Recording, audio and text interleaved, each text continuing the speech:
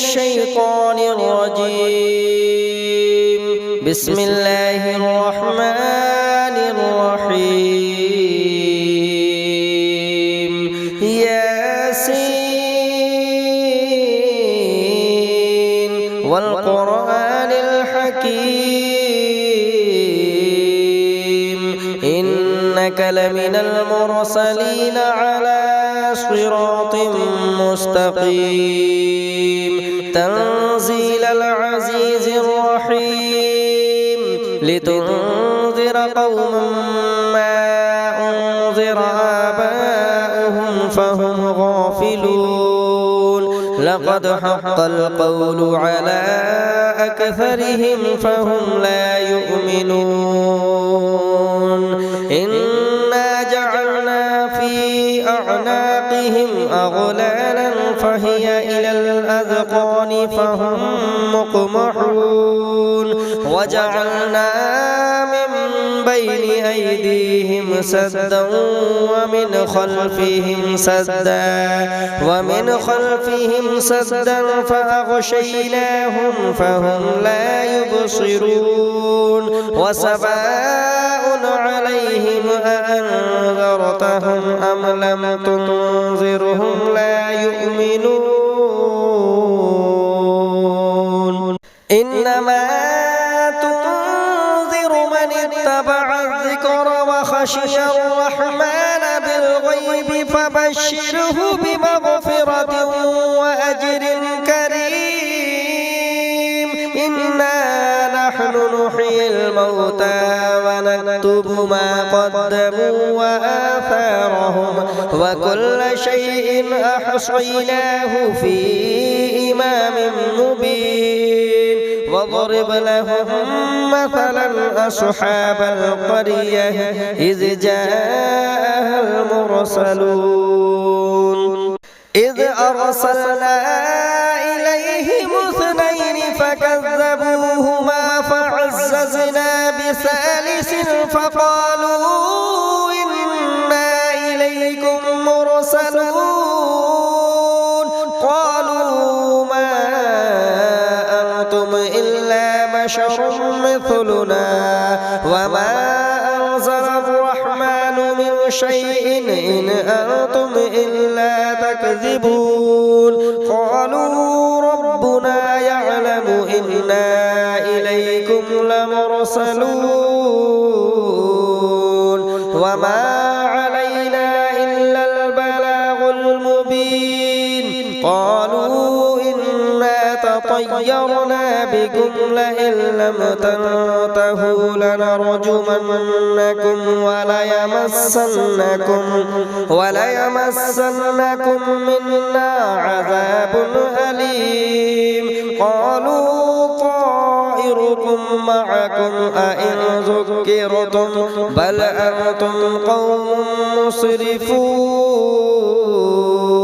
وجاء من أقصى المدينة رجل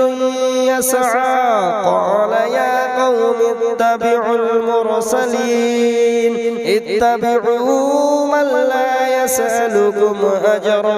وهم مهتدون وما لي لا أعبد الذي فطرني وإليه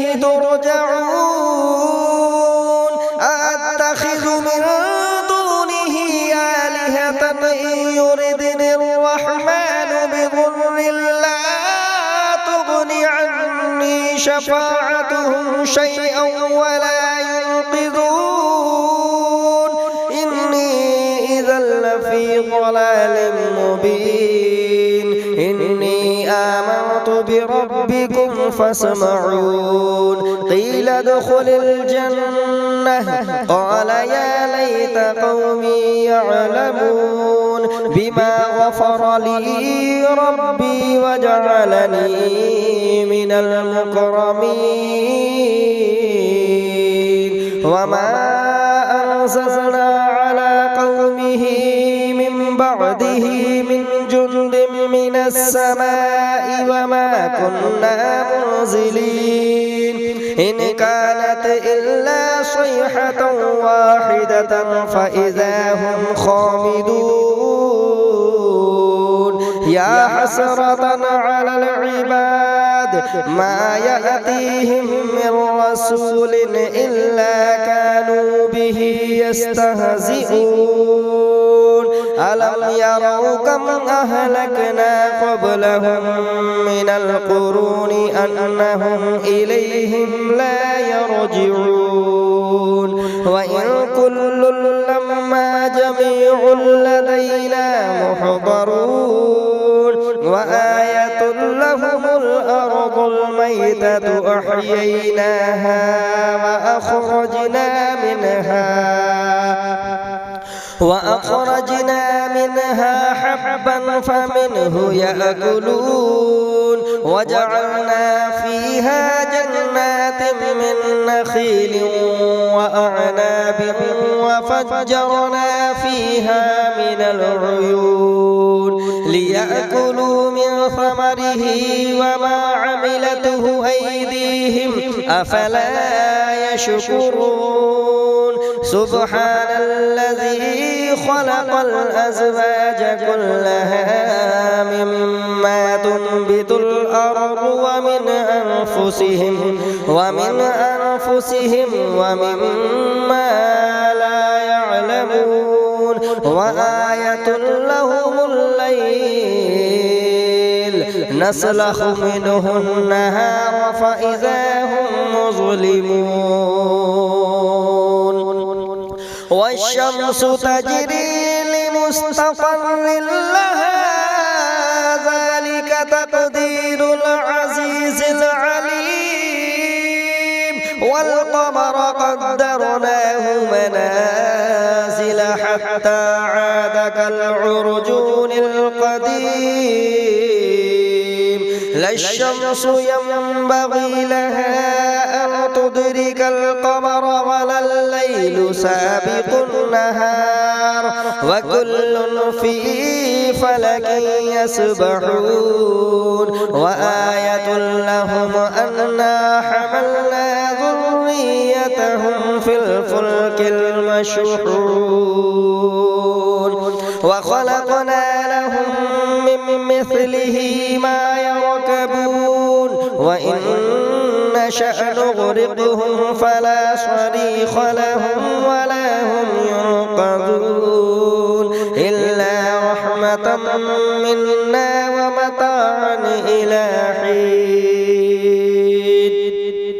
وإذا قيل لهم اتقوا ما بين أيديكم وما خلفكم لعلكم ترحمون وما تأتيهم من آية من آيات ربهم إلا كانوا عنها معرضين وإذا قيل لهم أنفقوا مما رزقكم الله قال الذين كفروا للذين آمنوا أنطعم من لو يشاء الله أطعمه إن أنتم إلا في ضلال مبين ويقولون متى هذا الوعد إن كنتم صادقين ما ينظرون إلا صيحة واحدة تأخذهم وهم يخصمون فلا يستطيعون توصية ولا إلى أهلهم يرجعون ونفخ في الصور فإذا هم من الأجداث إلى ربهم ينسلون قالوا يا ويلنا من بعثنا من مرقدنا هذا ما وعد الرحمن وصدق المرسلون إن كانت إلا صيحة واحدة فإذا هم جميع لدينا محضرون فاليوم لا تظلم نفس شيئا ولا تجزون إلا ما كنتم تعملون إن أصحاب الجنة اليوم في شغل فاكهون هم وأزواجهم في ظلال على الأرائك متكئون لهم فيها فاكهة ولهم ما يدعون سلام قولا من رب رحيم وامتازوا اليوم أيها المجرمون ألم أعهد إليكم يا بني آدم ألا تعبدوا الشيطان إنه لكم عدو مبين وأن اعبدوني هذا صراط مستقيم ولقد أضل منكم جبلا كثيرا أفلم تكونوا تعقلون هذه جهنم التي كنتم توعدون اصلوها اليوم بما كنتم تكفرون اليوم نختم على أفواههم وتكلمنا أيديهم وتشهد أرجلهم بما كانوا يكسبون ولو نشاء لطمسنا على أعينهم فاستبقوا الصراط فأنى يبصرون ولو نشاء لمسخناهم على مكانتهم فما استطاعوا مضيا ولا يرجعون ومن نعمره ننكسه في الخلق أفلا يعقلون وما علمناه الشعر وما ينبغي له إن هو إلا ذكر وقرآن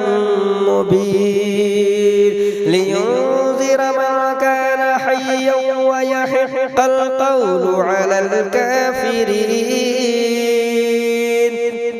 أولم يروا أنا خلقنا لهم مما عملت أيدينا أنعاما فهم لها مالكون وذللناها لهم فمنها ركوبهم ومنها يأكلون ولهم فيها منافع ومشارب أفلا يشكرون واتخذوا من دون الله آلهة لعلهم ينصرون لا يستطيعون نصرهم وهم لهم جند محضرون فلا يحزنك قولهم إنا نعلم ما يسرون وما يعلنون أولم يرى الإنسان أنا خلقناه من نطفة فإذا هو خصيم مبين وضرب لنا مثلا ونسي خلقه قال من يحيي العظام وهي رميم قل يحييها الذي أنشأها أول مرة وهو بكل خلق عليم الذي جعل لكم من الشجر الأخضر نارا فإذا أنتم منه توقدون أوليس الذي خلق السماوات والأرض بقادر على أن يخلق مثلهم بلى وهو الخلاق العليم إنما أمره إذا أراد شيئا أن يقول له كن فيكون فسبحان الذي بيده ملكوت كل شيء وإليه ترجعون. أعوذ بالله من الشيطان الرجيم. بسم الله الرحمن الرحيم. الرحمن علم القرآن خلق الإنسان علمه البيان الشمس والقمر بحسبان والنجم والشجر يسجدان والسماء رفعها ووضع الميزان ألا تطغوا في الميزان وأقيموا الوزن بالقسط ولا تخسروا الميزان والأرض وضعها للأنام فيها فاكهة والنخل ذات الأكمام والحب ذو العصف والريحان فبأي آلاء ربكما تكذبان خلق الإنسان من صلصال كالفخار وخلق الجن من مارج من نار فبأي آلاء ربكما تكذبان رب المشرقين ورب المغربين فبأي آلاء ربكما تكذبان مرج البحرين يلتقيان بينهما برزخ لا يبغيان فبأي آلاء ربكما تكذبان يخرج منهما اللؤلؤ والمرجان فبأي آلاء ربكما تكذبان وله الجبال المنشآت في البحر كالأعلام فبأي آلاء ربكما تكذبان كل من عليها فان ويبقى وجه ربك ذو الجلال والإكرام فبأي آلاء ربكما تكذبان يسأله من في السماوات والأرض كل يوم هو في شأن فبأي آلاء ربكما تكذبان سنفرغ لكم أيها الثقلان فبأي آلاء ربكما تكذبان يا معشر الجن والإنس إن استطعتم أن تنفذوا من أقطار السماوات والأرض فانفذوا لا تنفذون إلا بسلطان فبأي آلاء ربكما تكذبان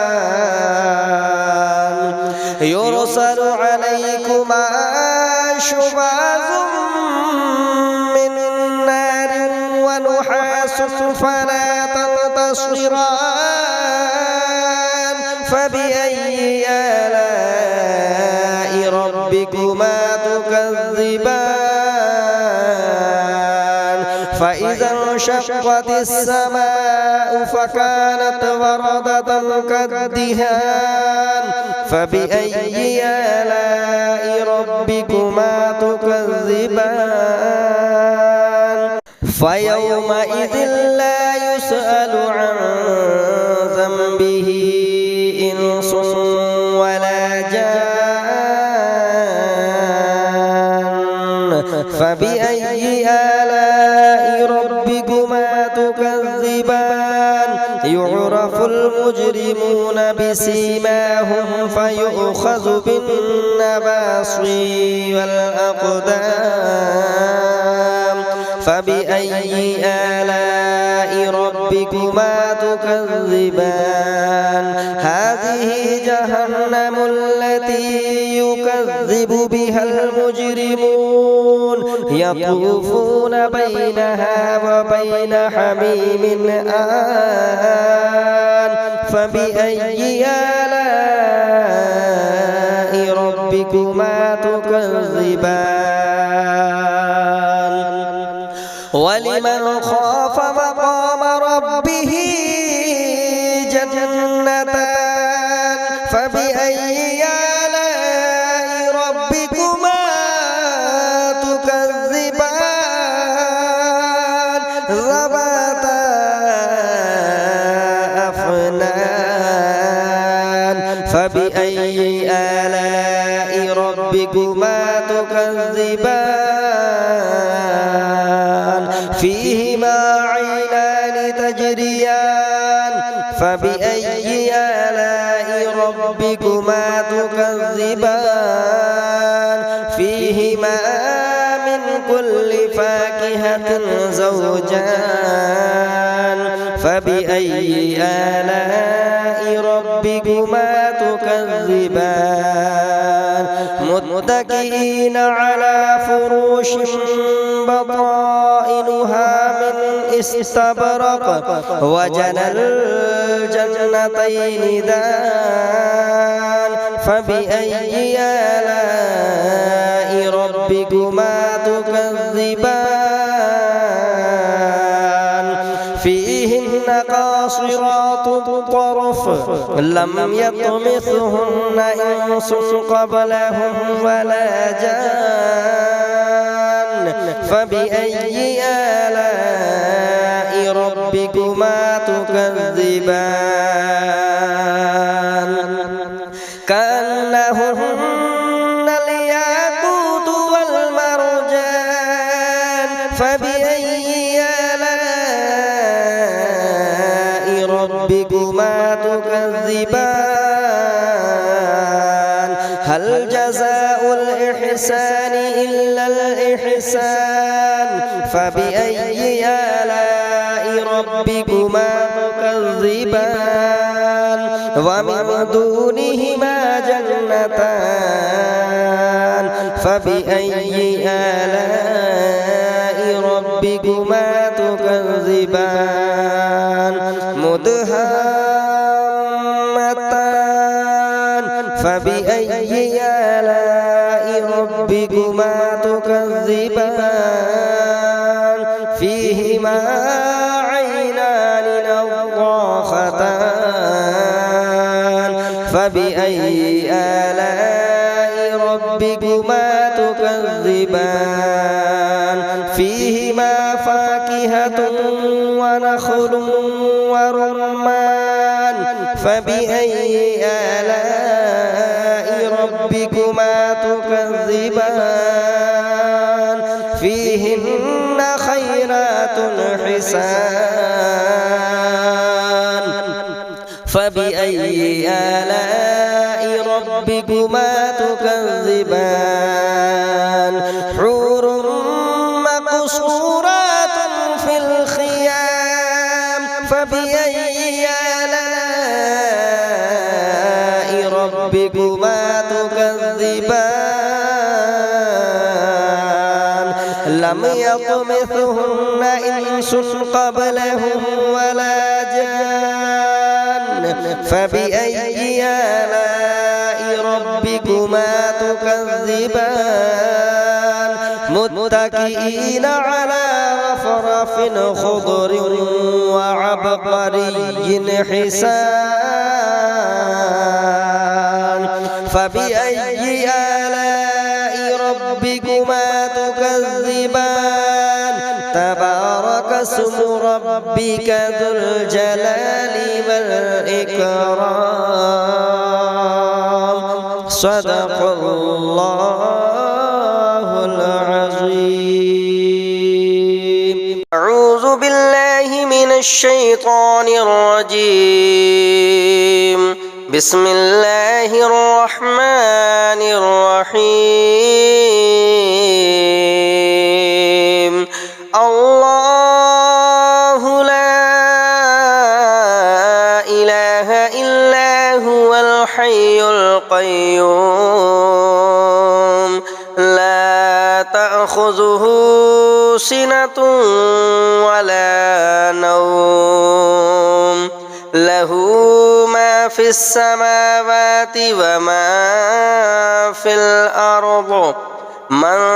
ذا الذي يشفع عنده إلا بإذنه يعلم ما بين أيديهم وما خلفهم ولا يحيطون بشيء من علمه إلا بما شاء. اللہ تبارک و تعالی سورہ یاسین اور سورہ رحمان کے پڑھنے اور سننے میں اللہ تبارک و تعالی ہمارے کاروبار میں خیر و برکتوں کا نزول عطا فرمائے. مولا تبارک و تعالی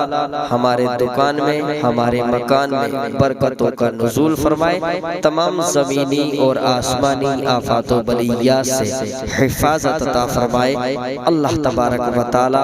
اپنی رحمتوں کا نزول عطا فرمائے. آمین ثم آمین. چینل کو ہمارے سبسکرائب کریں تاکہ روز اسی طرح سے آپ کے پاس ہماری سورہ یاسین اور سورہ رحمان کی تلاوت پہنچ سکے.